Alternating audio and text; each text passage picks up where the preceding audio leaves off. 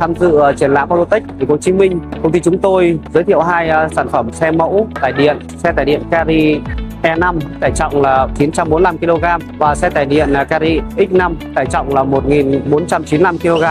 Carry E5 và Carry X5 là mẫu xe thuần điện đáp ứng các điều kiện cơ bản về vận tải nội đô với ưu thế tiết kiệm, hiệu quả, bền bỉ và không phát thải khí nhà kính. Carry E5 và Carry X5 là lựa chọn tương lai của ngành vận tải.